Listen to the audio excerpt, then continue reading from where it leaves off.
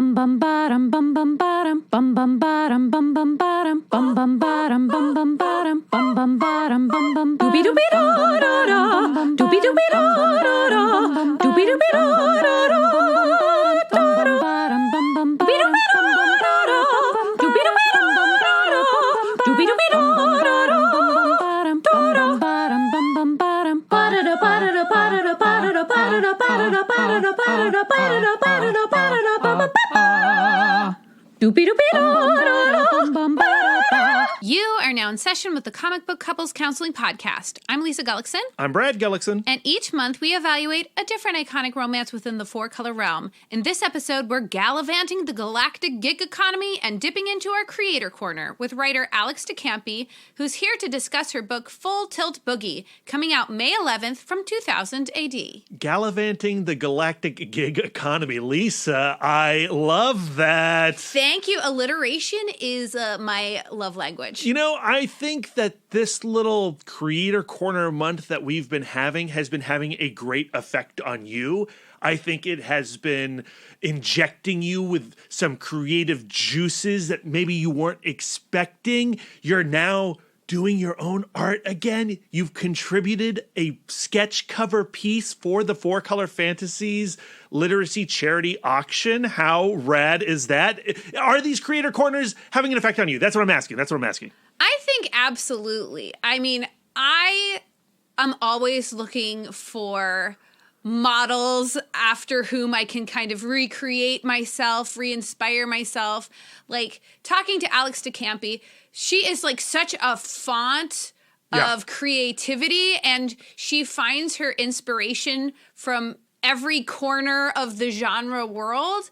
But then it just reminds you, like, well, if she's doing it, like, I can do it to some degree. So, like, when we got done with this conversation, I had to look at my daily schedule to see if I was truly taking advantage of the time that I had, because she is working in so many different areas and creating so much. Although she explains, like, you know, she doesn't downplay like our awe of her work habit, but she does explain how that work habit can exist.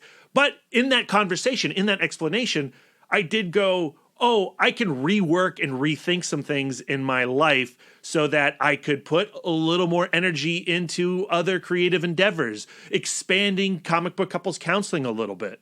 I think that she makes it all sound like very organic, where like we are both like scatterbrained people with extraordinarily low self-esteem. If we feel like we're slightly overwhelmed and our schedule is too constrictive, shut down. Exactly. Where I feel like the way that she works is like, I have a ton of things going at once.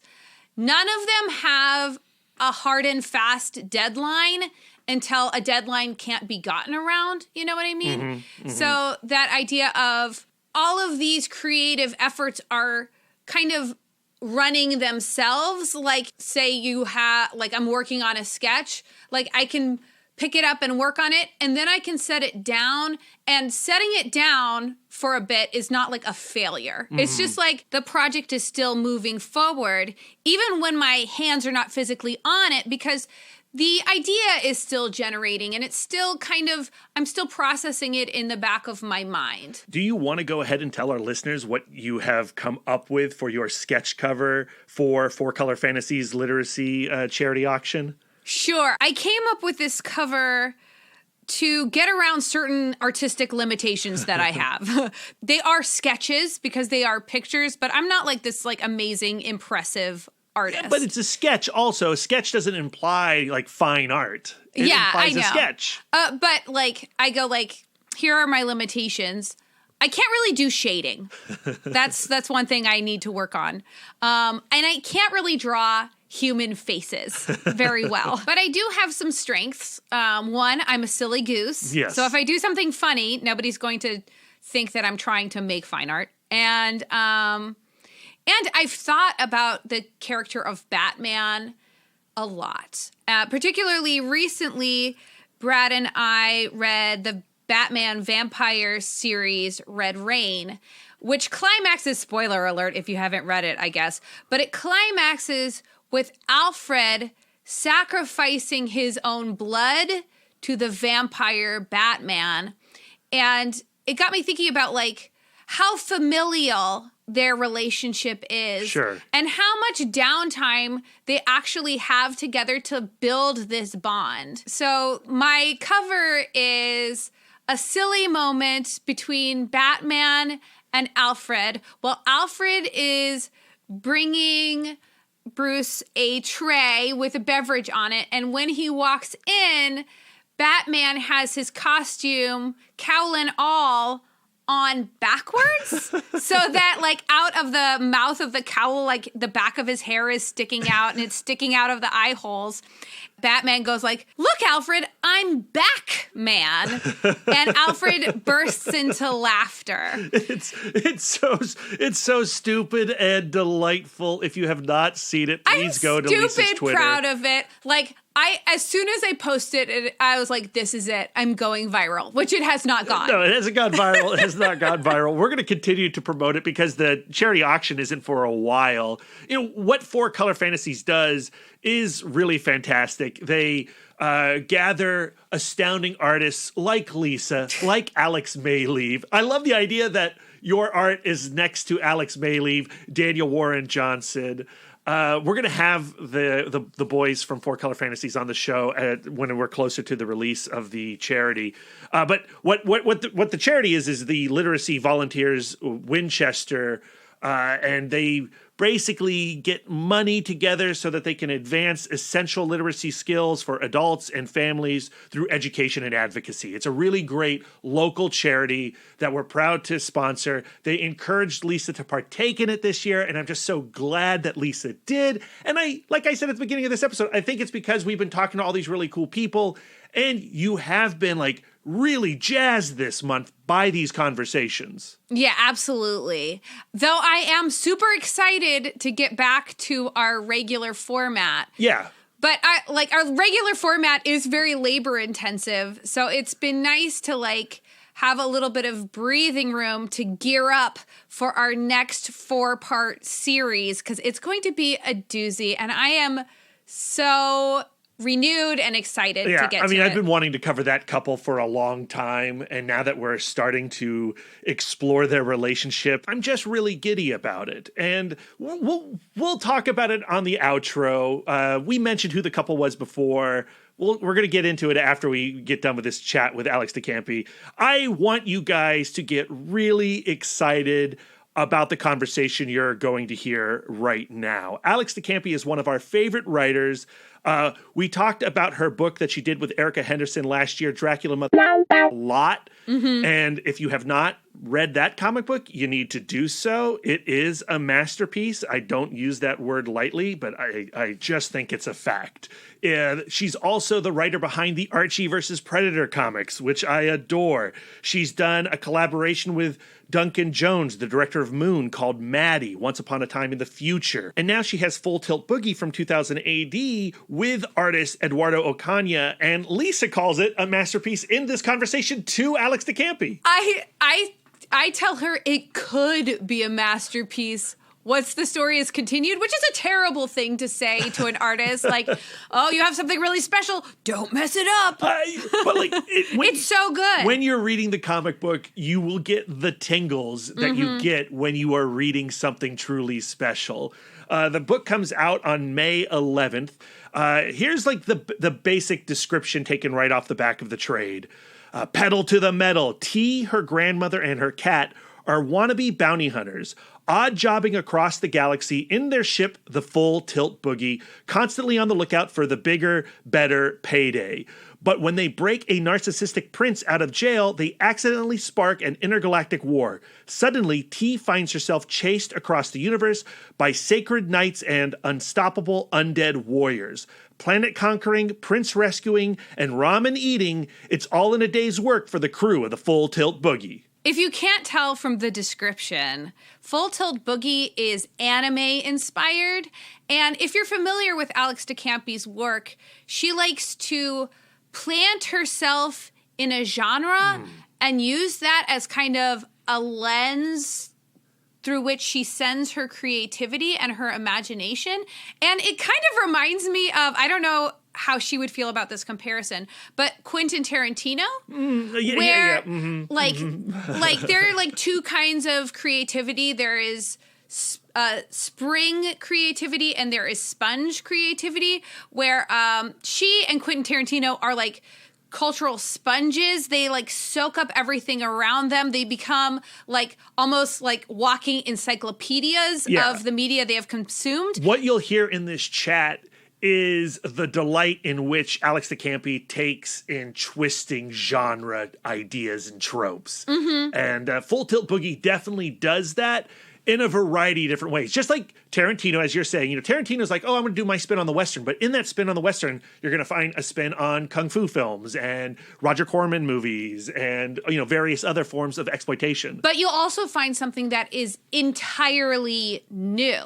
So, like, it's not a matter of derivation or anything like that. It's just like, okay, I'm fluent in all of these languages and I'm going to speak to you in all of these languages in a way that you can absorb and understand. And it's incredibly character based. You get into the heads of these folks. You'll want to hang out with the Full Tilt Boogie crew. Absolutely. And you'll want to hang out with Alex de Campi because she is just a burbling font of recommendations. You're going to want to take some notes. Yeah. You're going to want to pause and take a breath. Yeah. Alex de Campi was only scheduled to give us like 30 minutes, and she gave us a lot more of her time. So generous. Our thanks and our heart goes out to her for that. So without further ado, let's talk to Alex de Campi.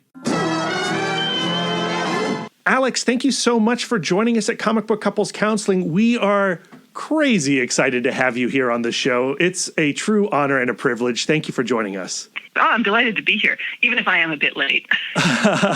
No worries. As I said, and our listeners can get a peek behind the curtain, I did not send out a courtesy reminder email, and I feel like a trash person for having not done that. But you're here now. No, we're doing trash confessions. It's because I had a hangover from staying up late and watching Mortal Kombat, a movie that is only aided by alcohol. Yeah, and we came down on Alex and Brad, pro Mortal Kombat. Lisa, not a fan. Not yet. She couldn't finish it.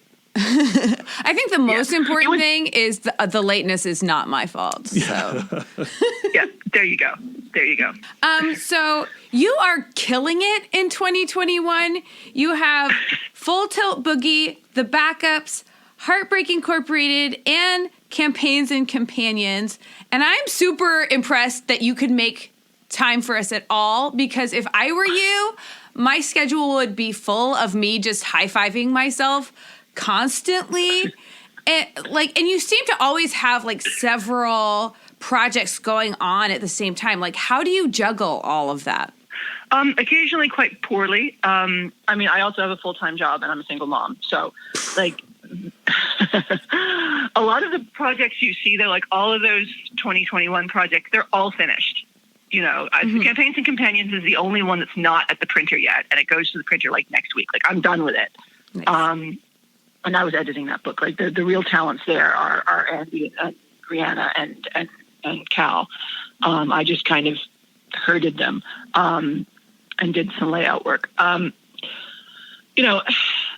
tend not to do monthly comics just because it's not the way I read comics. So I write things for myself to consume in a way. And so I do larger graphic novel projects. And the thing about working on large graphic novels is we take it really easy. Like we like the book's going to be done when it's done. Like everyone gets paid. Like my artists are always paid when they turn in their pages. That's why it sometimes takes me longer to get things out there, because I have to find someone who's going to help me pay for my team. So, we gently make these large books, and then once they're ready, we have them published. And that can occasionally mean it's like there are no buses and then there are 3 buses. Because like 3 different publishers are like, oh, well, this is all going to happen now. And then I have, starting a prose writing career. Heartbreak Incorporated is my second novel. I have not started my third novel, and this causes me a great deal of anxiety. Because you're supposed to when your second novel's out, you're supposed to have your third novel written and on sub, and I have not done that. I have the research books for it. So I'm quietly, almost constantly busy on my own projects, and I initiate them and produce them and letter them, and just generally do all the project management as well as the writing. The only project I really didn't, I didn't initiate Campaigns and Companions because that was Andy Ewington's idea. And I didn't initiate Maddie because that was Duncan coming to me going, let's make a book. And I'm like, all right. And then I had this giant book dropped in the middle of my schedule, which for 18 months kind of just walloped me. It was such a task. It was a great task. I loved it. I think it came out really beautifully, but it was a lot to do. It was a 260-page graphic novel. I mean, we're I seem to not do anything less than 250 pages these days. But I like it. It's nice. You can lose yourself in it. It feels like value. You can get the book in the mail easily. So yeah, and I'm doing stuff for 2000 AD, which I really enjoy. It's kind of a great honor to be working for them. They're the only they're the only publisher I'm working with right now who's publishing my work in serialized form. I mean, beyond Panel Syndicate, which Ryan and Dee and I gently finish a chapter of Bad Karma every couple of months and put it up there, but that's not like Panel Syndicate isn't giving us deadlines. Like, I just hand Marcos a chapter when it's done and say, hey mate, when you get a chance to do it around your deadlines and your family schedule, would you mind putting it on the site? He goes, sure. and that's that. I love the idea of gentle publication, just like really gently being completely frantic, but gently all of the time. I mean, it's, I've been publishing for a while, and I made this deliberate choice to make the experience of creating books as pleasant as possible for myself and all of my co-creators. So, we set deadlines based on them, basically, based on when they can go gladly forth to the table and create work in a way that doesn't, overwhelm their other commitments and their family time, and they're still making money, and et cetera. And how did you land on that philosophy? It's all very relaxed. I mean, part of it was because I didn't see any value in writing other people's IP. And so I had to be creating my own. And then the graphic novel market is so weird. And I like books. I mean, I really came into, I got back into comics through 2000 AD and through some of the old Vertigo stuff. But like, a friend of mine was moving out of Wellington Barracks in London when I was living there. He handed me like a box of books, like all these 2000 ADs and all these Vertigo monthlies, and just said, you look like someone who would enjoy comics. I can't take these with me on deployment. Here you go. Womp. And like, it was just like 30 pounds of books.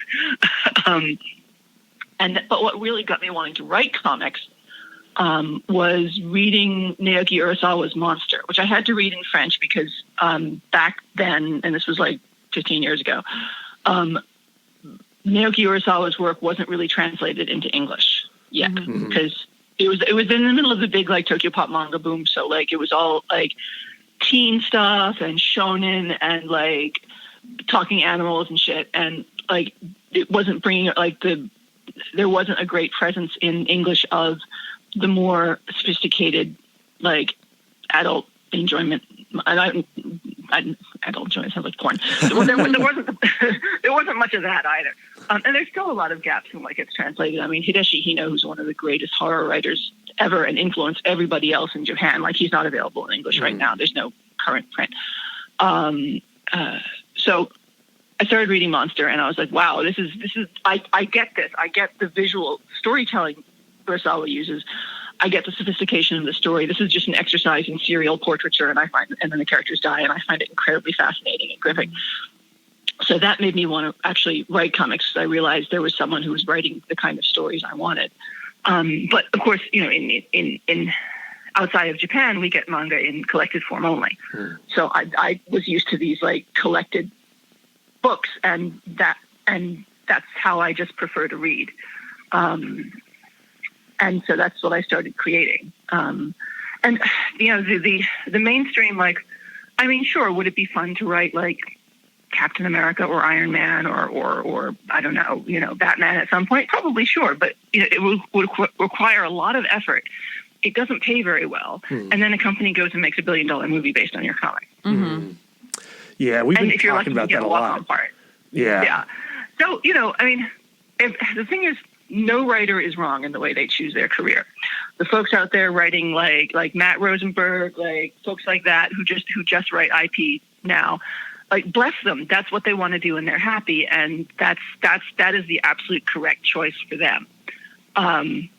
And they do a great job at it. I would probably not be good at the monthly grind. I get extremely stressed out when having to write too much because I'm very meticulous. And then I like to letter it, and they wouldn't want that. And I like to have, a direct relationship with my artists, and they don't do that. So, like, there's a whole bunch of the way mainstream comics works that just doesn't suit my personal working style. Mm. But there are a lot of other people who are doing an amazing, amazing job at it and are happy doing it. And I'm glad that they have found their happiness.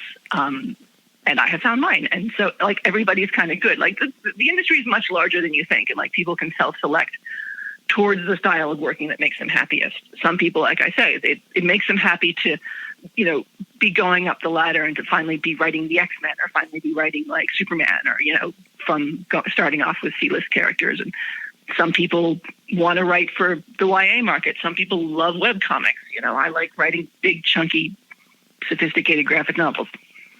It's so interesting that you mentioned Urasawa, because just 2 weeks ago we had Rob Williams, another 2000 AD writer, on the show, and he got me reading 20th Century Boys, which is what I'm currently like obsessing over, utterly loving it. I always say Pluto is the first Urasawa people should read because it's short. It's like 5 volumes. Yeah. 20th Century Boys isn't my favorite one. For me, it probably goes Pluto and then Monster. I mean, Monster will always have a special place in my heart because it was like, we all have that like one album that was like our breakup sad times album when we were teenagers. And like or that one movie we're kind of weirdly old movie that we're all weirdly obsessed with. Mm-hmm. And like, you kind of don't want to recommend it to other people because you don't know if it's like empirically great or it just was so meaningful at a particular point in your life. Sure. And I mean, Urasawa is empirically great, folks. Like, go read Urasawa. But Monster for me is one of my absolute favorite works of his, especially because it hit me so hard when as a complete left turn from what was the storytelling that was going on in U.S. mainstream comics at the time. The challenge I've had with Pluto is getting a copy because I don't want to start reading it until I can get every single volume. And a lot of those have gone out of print or in the process of being reprinted. Yeah, and there was either like a warehouse fire or a printer fire or something at Viz. Oh. And so the reprint situation for a lot of manga is a disaster right now. And Viz and Kodansha know it. They know it. There's just nothing they can do about it. Mm. They're like, I can, logistics, and I know this from running 2 Kickstarters during a pandemic and delivering on both of them. The logistics of getting books from the printer across an ocean to people has been an absolute fucking disaster. It's just been like there's been a cardboard box shortage because of course we're all ordering everything online now. There's been shipping container shortages. There was Brexit, which meant a whole bunch of stuff was like stuck on one side of a border and couldn't get back onto the other, like trucks, containers, yada yada. There was fucking Ever Given who squished her fat self in the Suez Canal. Like, luckily I didn't have any books on ships at that point, so I could just point and laugh. But I felt really bad for everybody. It's like looking at all those dots of ships and wondering how many of them had books that people were waiting to get delivered. So it's been just buck wild. Oh, and ports were shutting down or on because of COVID lockdowns. In longshoremen and warehouse workers, like, just to keep themselves safe, were having to work, getting maybe 20% of the work they'd normally get done in a day done. And so things were just backing up. So the logistics during a pandemic has been just crazy. But the long and short of it is I'm getting Pluto. Yeah, you're getting Pluto. They will reprint it as soon as they can. It's just there's just a lot going on right now with the American manga scene and getting reprints done. Oh, that's good. Like I had not even heard that story, but it totally makes sense, and it makes me feel better about that being not available to me, because I did find it strange. Now, yeah. I do want to talk about the 2000 AD book that you have coming up. It's the one we're most excited about. It comes on May 14th, I believe. It's Full Tilt Boogie. Yeah. And maybe it's because I read your introduction. Your introduction says you were inspired by anime shows like Battle of the Planets and Star Blazers. Star Blazers. Yeah. Yes. And so when I start reading it, I immediately see that. But can you talk about taking that inspiration and really wanting to make your version of that type of narrative? Well, I mean, I grew up when I was a latchkey kid, so I get home and watch Star Blazers and Battle of the Planets, which are respectively Gatchaman and Space Battle Cruiser Yamato, but like bad English dubs where they actually changed some of the plot for unknown reasons. But those were the cartoons I would watch. I was a little bit like pre-Robotech, or it was on at a different time. I think I watched a bit of it. And I just loved these like giant space epic quests with like kind of some absurdity and some magic to them. And as often with things that we hold on to as from a young age, I'd always wanted to return to that. And there was just a time, and I'd kind of started developing it a little bit with Ed actually, as a pitch for the French market. Some of the original ideas had actually started off via a conversation with Dan McDade, like what if we just did like Hawkman but awesome? And then when I say what if I do this licensed property but awesome, like it ends up something so wildly like aside from it by the time I'm like, I gotta fix this and I gotta fix this, and what if we do that, and let's make this more interesting, and like fuck canon. Then we end up with something. Then we end up with like the character of the Black Dog in ultimately in Full Tilt Boogie, but via a journey of many, many, many steps. I mean, Bad Karma is very much what if I took Hell's Kitchen Movie Club and did the road trip of vengeance story I always wanted to do with those two characters, and then I changed the characters so much because I'm like, does his wife really have to die? Like, that's just dumb. I'm sick of stories being built on the backs of dead bodies, and like, what if they really had consequences and could get injured? And then out of that, by a journey of many, many, many steps, came Bad Karma, which is essentially entirely its own thing and had nothing to do with like Bucky or the Punisher. Hell's Kitchen Movie Club was a web comic, Twitter comic I did with some friends for a while, which was basically the idea was that like nobody will watch like action movies with Frank Castle or Bucky Barnes, so they have a movie club where they go watch action movies and get drunk. Because like everyone's like, they'll get triggered, they have PTSD, they're really violent, and they're just sitting there watching things like making fun of bad action movies. And then it ended up being this weird comic about like the experience of PTSD and forgiveness and like all these other things that started off with like lol, let's have them watch Rambo. And that became a comic called Bad Karma, which you can download for free on Panel Syndicate. There's like 140 pages of it. It's kind of a Shane Black style buddy comedy action film about doing the right thing, but rather badly. All the best words. Yep. With two disabled characters. I took a lot of that William Goldman idea of, take the least likely person and make them the hero, that from like Marathon Man and stories like that. And that's much more fun. Oops. And that's my foster dog. Whose name is Milou, which is the name of Tintin's dog. Oh. Milou. Shush. Oh. Sorry. What was I saying before Milou started barking at me? Yeah, you were wrapping up Bad Karma. Oh yeah. And then we were talking about inspiration. Oh yeah, William Goldman. Yeah, Yeah.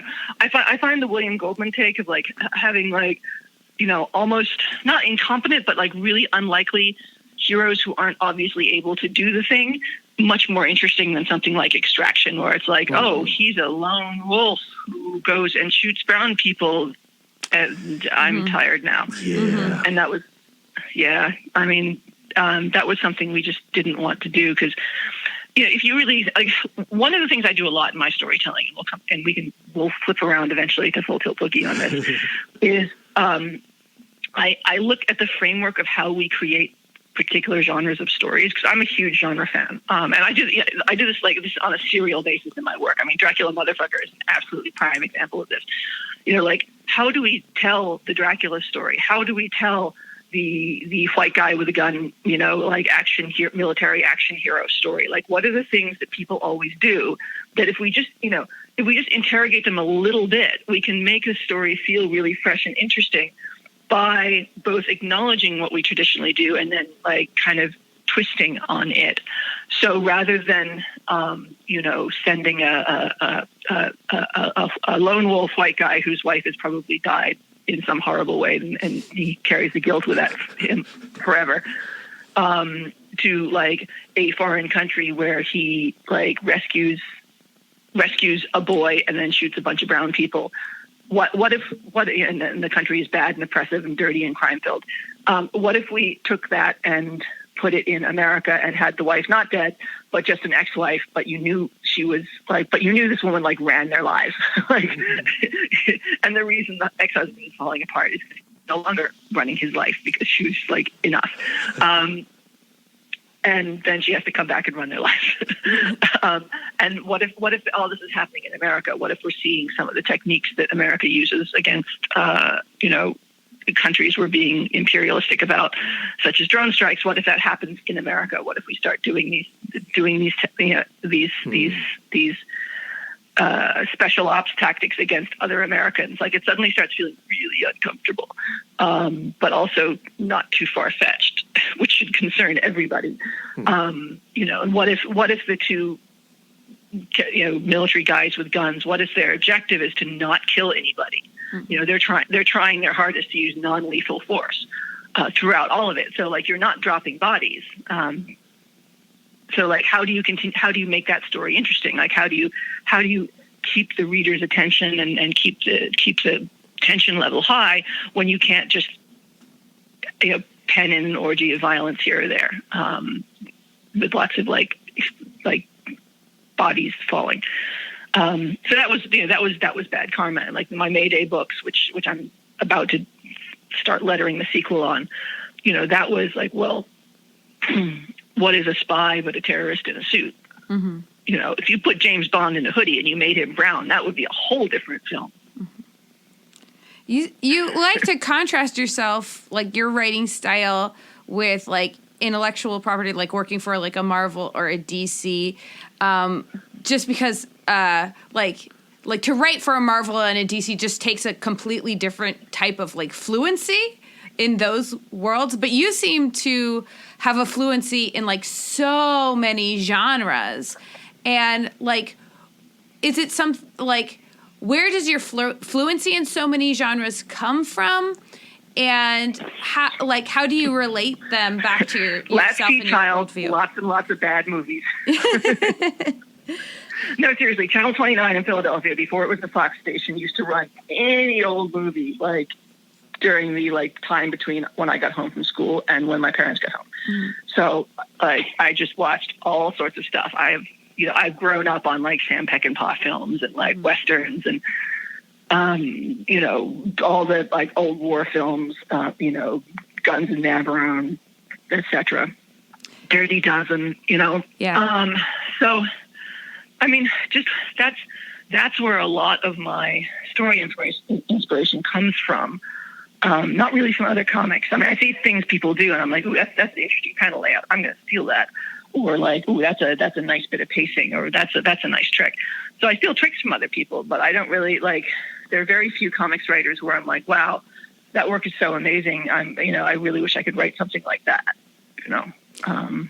In the introduction, you also mention that along with like anime, that this is Full Tilt Boogie is your ode to like non-symmetrical loving families. And I love that term, non-symmetrical, in reference to a family. Can you define that a little further and how it applies to your life and also the life of T and her family? Well, I mean, I am a single mom. Mm-hmm. I take care of my own mother, which is why grandma is in there. Because my father died of cancer, and my mom isn't very well. And so I like, there's no one else in the family to like look after her or sort her stuff out. So I've had numerous times in my life where my desires to go and live somewhere or do a thing have been completely sideswiped by family issues. Mm-hmm. So, having to move back to I remember like just when my first like No Mercy and was announced, I was flying back from, was it Emerald City or something, like one of the conventions up in the Pacific Northwest. And I was in the car on the way home, and my mom had a stroke. And that was the beginning of like, well, well, this is your life now. And I think there's a whole bunch of like wild adulting that happens in your 40s when you start having to take care of your own parents, and at the same time you're taking care of your own children, and you may or may not like, have a partner. I do not. I misplaced mine deliberately. We're friendly. It's fine, but we are no longer married. So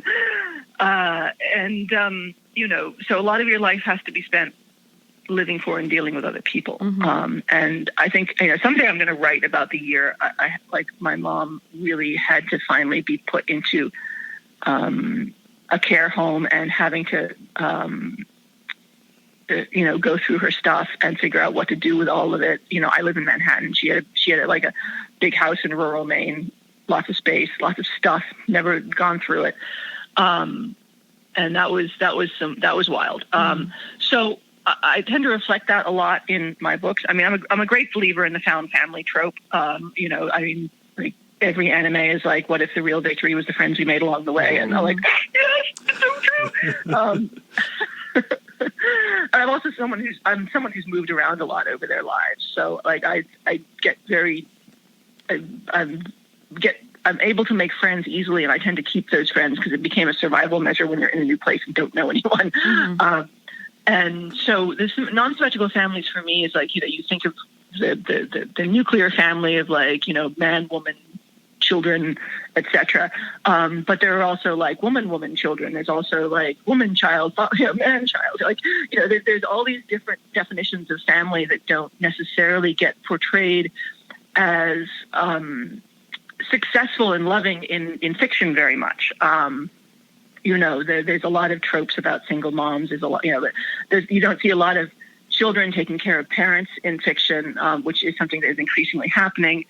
I know people who are raised by their grandparents very successfully. I think it's important to show different sorts of families, and that different sorts of families can be successful. I mean, like, if you want to like guarantee to leave me an absolute sobbing wreck, the movie that does it is Lilo and Stitch. Yeah. Like even thinking about the whole like it's small and broken line from Stitch is like, I'm sobbing now. Destroys every time. Destroys. I know. It's about this little girl who loves Elvis and her like deadly alien friend. It's like how dare do that to me. So those telling those sorts of stories about families that are not the stereotypical family, but are in fact quite common, are really important to me. So when you are, setting out on this journey with Full Tilt Boogie, and you've got this idea in your head and how you want to, flip the idea a little bit based on how it's been presented in the past, like what is the early process of developing that looking like for you? Oh gosh, I develop stories very slowly, so it's just a lot of notes scribbled in a notebook until they start making sense. I mean, I'll often start with a couple of characters, and then I have to figure out where they go and build the world around them. I'm very much a character writer, so it's the people that I start with, and then the plot in the world is almost determined by the people. that makes me tend to stay away from science fiction because so much of science fiction is world building. And so that's why you don't see a ton of science fiction books from me. I'm like the kind of, my holy grails for storytelling is like Who's Afraid of Virginia Woolf, which is 4 people in a room for 2 hours. Like, it just doesn't need anything else. There's a lot of, and so I kind of tend to forget to give people superpowers or bells and whistles that a lot of comics writers do. Because I'm like, well, I can just, if I make this person a certain way and put these obstacles in their path, that's the story, That's all I need to do. So I wanted to make the canvas.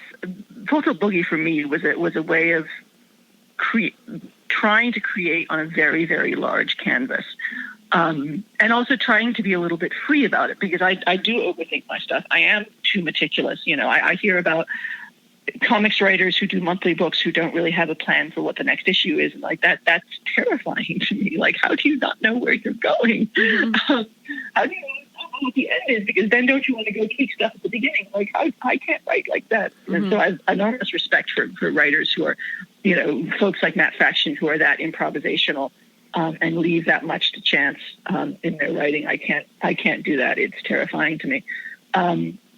So I was trying to just be freer and be bigger and also just like have fun stuff happen. I mean, like the thing about Star Blazers and Battle of the Planets is they're fun. There's cool stuff that happens. Like, they have great clothes. Like, it's just a lot of like, it's kind of uplifting as well. This was supposed to be an all ages book. So I also had lots of restrictions. Like, you can't show blood and so working within that, I came up with a small group of people, and then I wanted to have an opposing group of people from who were essentially a Super Sentai group, somewhat like Gotcha Man, and these kids who exist. But also I wanted to make it a little bit dark because I'm never as a fan of things like Madoka Magica, which was a wonderful short anime, which totally deconstructed the whole magical girl thing in a brilliant way. The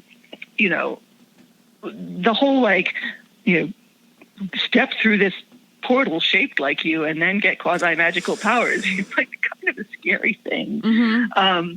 And I wanted to show that from the kids' point of view. And then, there's a deepening in the second arc that I'm writing now of the history that's going on. And you really find out there's a whole bunch of surface things we address in the first arc in the book that's coming out in May, and in the second arc, which will start in the autumn, because my deadline's just it's like a year late. It's so bad.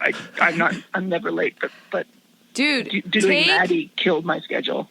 Take the time that you need, and not to scare you, but like reading this first arc of Full Tilt Boogie, the combination of your characters and imagination and Ocaña's art feels like the beginning of a masterpiece to me. Like, I am so excited. And I was just wondering, like, what was it like working with Ocaña versus with other Ed? artists? Yeah. He was always the first choice for the book. Like, we've been developing it for a while together. And then 2008, he was like, hey, do you have anything that could work for an all ages audience? And I'm like, yeah. And then we pulled this out, and like, I brought Ed to 2008. It was his first 2008 work. He does a lot of work for the French market, as you can tell by the refinement of his line. And he also did a chapter of Maddie, my book with Duncan Jones. He's just a nice guy. Like, I've known him forever. He's really good at drawing like different characters and making them interesting, visually interesting. And he has a really unusual eye for like designing spaceships and stuff like that. So it looks like something, it's fun to give Ed a big world to play with because his imagination is so great that he'll come back with something that looks amazing and not like anything else, but in a welcoming way. It's not like, oh, well, this is so weird, or that I can't like understand it, or like I don't feel good about this. It's like, oh well, this just feels like it's always existed like this. It's fine. I like this. This feels like something I'm stumbling onto that has existed for a while. How do you communicate? Do you usually communicate over text, or are you on the phone, or? Usually email. Like a lot. Like most of my work with all of the artists I work with, we do over email. I mean, Ed's in Spain. He's got family. He's got young children. I do too. So we, asynchronous communication works really great because people can get to it when it's right for them. But usually, like, throughout my projects, what we kind of do now is we set up a project Dropbox, and the script goes in there, and that way I can keep tweaking the script because I am that person. Mm-hmm. Like, not major changes, but I mean, yeah, I love it. I did add 2 pages to Full Tilt Boogie to Bad Karma like yesterday, just as Ryan was getting to them. So I'm like, I rushed this. And he's like, yeah, you did. And we discussed these things. I'm like, hey, Ryan, would you mind if I did this? Because I think I didn't script this very well. And he's like, no, that sounds good. Yeah. So we kind of had these very like calm, mature discussions about things. And that's throughout my projects. We put the script there so that they always have the most up-to-date version of the script. All the character designs go there, and then layouts and pages, and then I put the letters in there. So like we have a central place where we can communicate, and everything is always up to date. And then the rest of it we do on email. And if it's like a really quick thing, maybe a DM. DMs are kind of like, this will take me once. This is a yes or no question, or like by the way, if you check the Dropbox, I put something in there for you to look at. Email is for like, let's go through these layouts and talk about them. Mm-hmm. So when you're like envisioning Full Tilt Boogie in your head, I'm sure you have an idea of what it's going to end up looking like. You know you're going to be collaborating with Ed, and so you have some idea of what style and what the characters will look like. But he designed the characters very early on, so like when I was writing them, I imagined them in my head. Oh, okay, all right. Well, that answers that question. So I like wrote the first 10 pages, and then he did character designs, and then we actually rewrote it for 2000 AD because it was a little too bloody for 2000 AD. But we had those character designs. I mean, the all age, it wasn't originally meant to be an all ages book, but it was very easy to change it to become one. And it made us have some interesting, like, it dictated some of the story choices, like the robot bears, and the bubblegum guns. Because we're like, well, we need an action thing to happen, but we also need nobody to get permanently hurt. So that was fun. Like sometimes the format of something pushes you a little bit as a creator, and in a good way, I mean, like those borrower bears, they're my new mascots for our Patreon. I need to send them out for us. I always find the terms like young readers or all ages like so interesting, because generally we think of it in terms of like what it's not. Like, well, it's not a lot of blood, and it's not boobs, boof to no boobs. But like what do you include to make something an all ages or young readers comic? I mean, I'm working. This is a particularly apt question because I'm working on not one but 2 middle grade pitches right now, and I have a 10-year-old daughter, so like I know exactly what she reads, and what amuses her and what she finds interesting in a story. So she's my test audience. I'll often be like, "Honey, what do you think of this?" Yeah. So she lets me know. I think I think, stories of friendship are quite important for young readers. Like, kids like big adventure. They like fantasy. They like science fiction. They like, they like, T is automatically like a young reader friendly heroine because she's a teenager.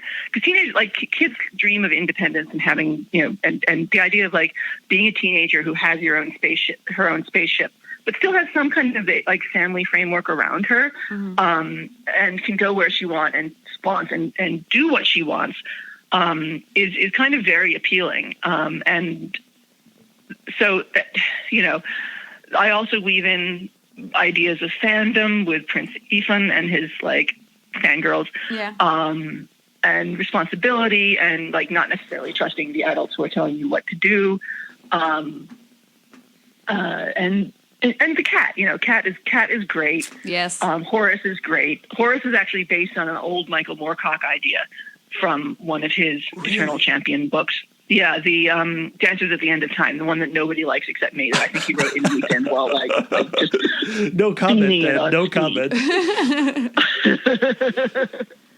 I was actually just talking to Duncan last night over DM, and we were both like, we both have read like every trashy 70s and 60s sci-fi and fantasy book. Like just name the really trash authors. And I used to have all those books. Like Piers Anthony, yep, every single fucking one. Oh man.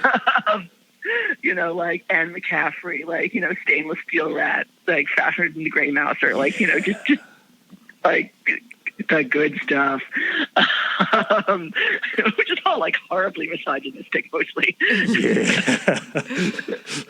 Like going back and reading some of that's like, yeah, that was not my best choice, but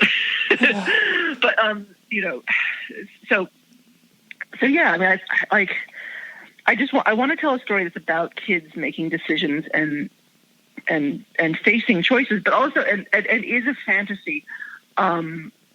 An escapist fantasy, as a lot of these things are, but it's also, there are also real emotional moments in it. I think you have to have, and that's another thing that I've taken out of Japanese comics that American comics is less good at sometimes because it focuses more on the bang bang. Is the strong emotional arcs. I love manga that will absolutely ruin me emotionally. And it'll often happen very suddenly. Like there'll be this action scene, and then they'll do this character twist. They'll be like, "I hate you." I think the book that's doing that to me right now is Witch Hat Atelier, which is amazing, and you should just go buy it. It's so good. 7 volumes. They are in print. Witch Hat Atelier. It's about it's about witchcraft as a metaphor for creativity. It's the usual if I tell you it's about like 4 little girls who are in training to become witches, it sounds really boring, but it's both incredibly emotional. It's incredibly emotionally real. It has some of the best disabled characters you'll ever read in comics. He comes later. He's amazing.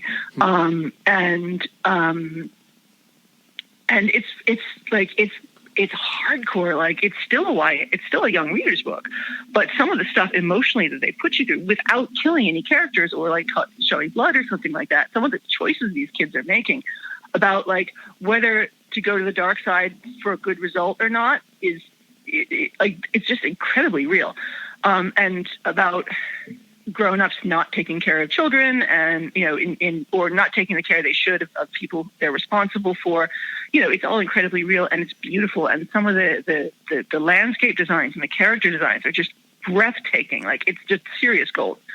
I can't stop talking about that book. And so that's sort of what I was trying to do with Full Tilt Boogie. Although when I wrote the first arc of Full Tilt Boogie, I hadn't discovered Witch Hat yet. But it's a very close metaphor for what I was trying to do in terms of having really original, interesting, fun ideas grounded in and big ideas too, but grounded in an emotional reality, so that you understood the choices the difficulties these characters are facing. I mean, T's constant lack of money and getting stiffed on jobs is just extremely real. Yeah. What I love in a young reader's book, just putting it out there, is any two people kissing. So I'm hoping that will be coming up in the Full Tilt Boogie universe. Just putting that out there. I mean, they're like, I haven't set up any romances. I mean, there's actually the arc 2 is, there's a new secondary character. Like arc 2, like the fun thing about having a world that big, but also the weird thing is like, you set up all of these characters and then you take like maybe 60% of them into the second arc, and then some of them return in the third arc. Like it's a bit like, I'm sure like Brian's face while he was writing Saga is just, you're constantly introducing these cool people and then be going, oh, we're done with them now. And then the reader's like, oh, I hope that guy comes back because he was really neat. But in the second arc, there's definitely a really lovely romantic element. And there are two characters that I think are going to have a relationship. I hope it's Grandma and Horace. Fingers are crossed. I want to see that ghost man / computer AI, kiss. Yeah. I think they become very close friends. I'm not sure there's a romance there, but they definitely are close friends. Okay, that will have to be my / fiction then. So there you go. do you imagine is the plan for Phil Tilt Boogie to be a 3-story arc? Like how long is this thing going to be? I don't know. Hopefully forever. Yeah. I mean, arc 2 has a lot of like wild stuff that happens in it, and then it sets up kind of the next 1 or 2 arcs. I mean, I'm going to keep writing it as long as I feel I have a story to tell, and as long as 2000 AD will have me, and I'll hopefully like make it more frequent than the rather spaced out arcs. This past year has been an absolute disaster in terms of my workload. So that's why it didn't happen as quickly as it did. Though I'm really, really happy with the second arc I wrote. So I'm, maybe it was just fated to be that it had to take this long for it to come around on my schedule, and then it was this story, and it's a good story. Mm-hmm. And as always, the second arc takes on a lot of influences from across science fiction and stuff. I mean, I think, like I said, arc 1 was like Michael Moorcock and like classic anime and, Lilo and Stitch and natural combinations. Yeah, exactly. I mean, arc 2 pulls in some stuff from Stalker. I'm a huge Russian and Polish sci-fi fan. So, the Strugatskys and Stanislaw Lem are like huge, huge influences on me. So we're going to let you go here in a second, but I couldn't say goodbye without talking briefly about Dracula Motherfucker, one of our favorite books from last year, and a book sort of like what you're talking about, where it just flew. Like you raced through that comic, and when you got done, you wanted more. Is there a possibility that there's a follow-up to that story in the future?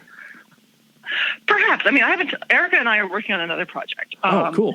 I mean, like, Dracula Motherfucker was lit, like, I feel terrible saying this, but it is a book I dashed off in between finishing large books. I hate you. I write, I've always written exploitation horror as a way of chilling out between big projects, because my brain just naturally lives in, like, making up bad taglines for exploitation horror movies. I mean, I did the entire Dark Horse Grindhouse series and Archie versus Predator, which was and Archie versus Predator 2, which was really fun because they were like, "Can you do the same thing over again?" And I'm like, "No, I'm not going to do that. I do something else now." And I think one of the most useful things to do, like, you shouldn't be afraid of emotion while writing. Like I wrote Dracula Motherfucker angry. I was just like, I mean, I think you can feel palpable the anger in that book about a whole bunch of stuff. And it was always meant to be something that Erica and I could do between other projects, and it was meant to be that 72-page little image hardback. It was written for that format because I love that format so much. It's essentially a novella, but you can sell it in bookstores. It racks spine out well. Like it's nice to hold. It smells good. So I owe Ed Brubaker and Sean Phillips for that.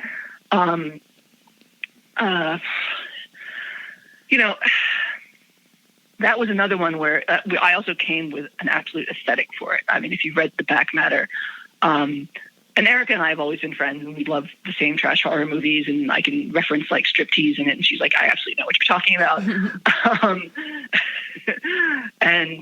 So I came in and was like, "Oh, well, do you remember Helsing and like this and that, and like Pride and FMA Brotherhood, and like this is how we're going to portray Dracula, because I have all sorts of feelings about Dracula, and he should not be in a moldy old tuxedo with a cape, because he just looks not scary at all. He just looks like someone's dad, and he looks like he smells like mothballs." So part of this story was like make Dracula scary again. So again, this was just me looking meta at the adaptation of Dracula stories, and where I felt that they had increasingly fallen short. I think it's very tiresome to bring Dracula from being like an 19th century Gothic story into another old Gothic city. So like putting Dracula in London is tired and broke because it automatically refers back to a past which is no longer scary in present day. Putting Dracula in Los Angeles, for me, felt very scary because Los Angeles, I find to be an incredibly isolating city. You're in your car all the time. You don't really walk places. There are all these spaces where there's just nothing and shadow. And so that, for me, was a scary place to put someone who is essentially an urban predator. And an urban predator, generally specifically against women. And so that was the foundation of it. And Erica just brought this amazingly. Erica and I talked about color influences and Giallo films and stuff like that. And then she just went for it. It was so good. I mean, it's like I said, one of my favorites. I think it's a masterpiece. It takes that story to another level by the end. And I just want to know what happens on that next page personally. So I do have my fingers crossed that we get that in the future. Well, I mean, every horror story, like every great horror story ends with like, it's not really over. Like you have not escaped the monster. The monster is within you, Yeah. So that was, I think a lot of it helps that I letter my own books. So I can go back and fit the dialogue and everything to the art in a way that not everybody else can, because very few writers really do good lettering scripts, or they screw their letter around by changing things once it's lettered, and that is bad and unprofessional. And the other weird thing is I feel like I'm very the fashion right now in comics writing seems to be stories with a ton of captions.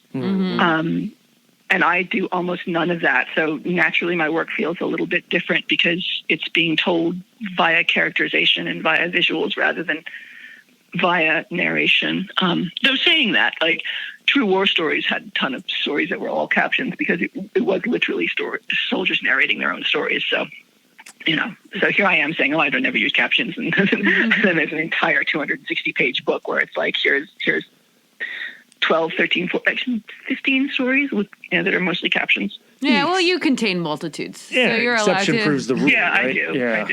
I do. Alex, for our listeners, where can they find you online if they want to track you down, find your works, talk to you? I'm almost everywhere on social media as at Alex de Campi, AlexDecampi. And come talk to me. And look at pictures of her dogs. And get pictures of my dogs. My foster dog's going to his new home today. So congratulations. I'm very happy about that. Alex, thank you so much for taking the time to chat with us. You gave us more time than we even asked for. Really, really appreciate it. It's been a joy. We hope you can come back in the future. Yeah. Would love to. I had an absolute blast. So thank you. Whenever we finish these creative corners, I always think about like the Wayne's World. That's our Transformers transition. I feel like I've now I feel nostalgia for the conversation you guys have just heard, and there's so much in it that I feel like I'm still thinking about. One of the topics that we covered lightly that is on my mind is like, what is YA? And why does a publisher like 2000 AD now feel the compulsion to put out YA comics? And I do think that there is more to them than there's no graphic violence, there's no graphic sexual whatever. Like there is some, because adults are reading it too. Sure, yeah. And I like the fact that when I asked Alex de Campi the question of like what is YA, it was something that was ineffable to her as well. Like I think that it's like an But I do feel it in Full Tilt Boogie, whatever the YA magic is. And I think that it's something like, it's like an optimism. It's an aspirational aspect. It's interesting. I do think that YA has become a genre in the marketers' minds, and, the stores' minds. We come from a Barnes & Noble background. We worked many, many years in retail, book retail specifically. And, young adult is a section, but young adult is not a genre, right? Right. Comic books are not a genre. They're, it's a type of storytelling. It's a medium. So while I agree that when you explore young adult, you do tend to get a vibe, especially in a post-Harry Potter, Twilight, Hunger Games universe that we currently live in. But for me, what is young adult to me is a little more basic of not graphic sexuality, not graphic violence. I think there's more to it because if it was just like an MPAA style rating system, I don't think that adults would be flocking to it like they do. Yeah. I think that ineffable, hip, optimistic, colorful thing is what is attracting people. And I think that I think there's more to it than marketing. I think there's a magic to it. I think that there is a mindset, a growth mindset inherent in YA media. And you might be right, and you've read more YA than I have. I tend to, but I keep going back to like my dad when I was a kid, and he'd be like, here's, okay, he's canceled now for good reason. But Bill Cosby, right? Bill Cosby, no profanity. He's just smart. He knows how to tell a joke, and he doesn't need the crutch of language. And I think about my dad saying that to me all the time, and I would give him a big eye roll when it comes to a book like Full Tilt Boogie. Like, it is incredibly impressive, and you don't even notice that it is a teen book. Like it has a younger protagonist, but it doesn't feel like a teen book to me. Like I had to remind myself after reading it or during the conversation that we had with Alex that it was a teen book. But I still think you're in the mindset of what YA is not, and I'm more intrigued by what YA is. Like you're going like, this doesn't feel like a teen book. I'm saying it does, and it's like awesome. Yeah, and again, I have not explored as much YA as a lot of people, and so maybe I should. Maybe I'm missing out. But I think that you're discounting things that you have read that are YA. Like yes. all of those first, second books that we love and we included on our You're right. end of the year. Yeah. And the Spider-Man comics that I read are YA. Yeah, okay. All right. Yeah. Okay. I think what I need to do is switch to this idea that you're percolating on right now of what is YA? What do you need to tell a YA story? And once I put my finger on what YA is, we'll make millions, I tell you, millions. I think you should filter that back into your creative brain that you're having so much fun with right now. We've been flirting around doing our own little web comics, Yeah, that's a very vulnerable thing to put out there, but yeah. Yeah, I mean, it may or may not happen. It may or may not happen this year or next year or whatever, but it's something that we have been talking about a lot. That's right. And just because our hands are not on the project right now doesn't mean that it's not still in the universe moving forward. That's right. Thank you, Alex de Campi. But what is coming into fruition next week is the start of our Fantastic Four series with Sue and Reed. Yeah, all right, Sue and Reed. And we are going to start at the very beginning with Fantastic Four's numbers 1 through 6 by Stan Lee and Jack Kirby, the very birth of the Marvel Comics universe. I am excited. Me too. I've already started tabbing away. I think that there is a lot of relationship material there, even in these early comics, which I will say are a bit cheesy. I mean, they're weird. They're really weird. And not only is it the beginning of the Fantastic Four, it's the beginning of the Mole Man. It's not the beginning of Namor the Submariner, but it's like the reinvention of Namor the Submariner. We also get Doctor Doom for the first time. We get the Skrulls for the first time. This is wild science fiction, monster fiction. And it's the Marvel Universe you see in these early books that I thought I had read, but guess what? Turns out I had not. But these early building blocks, they feel like Marvel, but they also don't feel like Marvel. So it's been this interesting discovery process for a guy like me who thought they knew and understood the building blocks of my favorite comic book universe. Our love expert is Gretchen Rubin, who is the love expert I was reading when we came up with the concept of comic book couples counseling. Yeah. We've used her as a love expert in the past on one of our one-offs. Now we're going to actually engage with one of her books that covers one of her most inspired concepts, the 4 tendencies. And we're going to be focusing on Sue and Reed, but the 4 tendencies can be applied to the entire Fantastic Four team. Yeah. All right. So I want you guys to get excited. We're going to do 4 episodes on the Fantastic Four. We haven't decided what all those arcs are going to be. So if you have your favorite Sue and Reed storylines, please send them to us.